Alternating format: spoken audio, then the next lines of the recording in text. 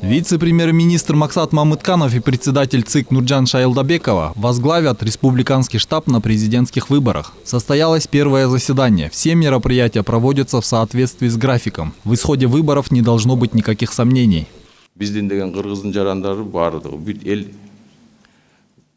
Основная задача – провести прозрачные и справедливые выборы, чтобы результаты выборов не вызывали сомнений.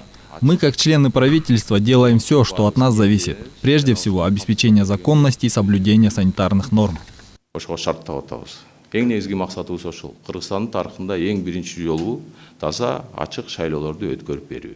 Парламентские выборы, прошедшие 4 октября, должны стать большим уроком. Поэтому правительство обещает, что на предстоящих президентских выборах не будет использоваться административный ресурс. Но еще не решено, как это реализовать.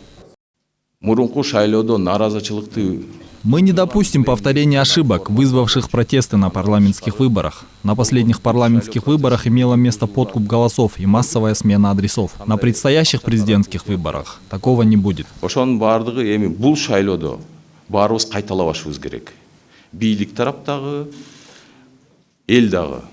На предстоящих досрочных президентских выборах форма 2 была отменена, поэтому избиратели могут голосовать только по месту регистрации. Правительство заявило, что все граждане Кыргызстана, находящиеся во внутренней миграции, будут иметь возможность голосовать. Однако механизмы не были озвучены.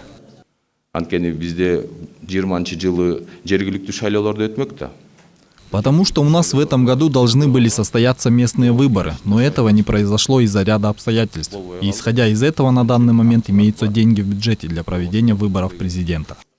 На президентские выборы будет потрачено 500 миллиарда сомов. Эти средства выделяются из государственного бюджета. А на референдум по изменению Конституции средства пока не выделены. Выборы президента состоятся 10 января будущего года. Ряд законодателей призывают в тот же день провести референдум по конституционным изменениям.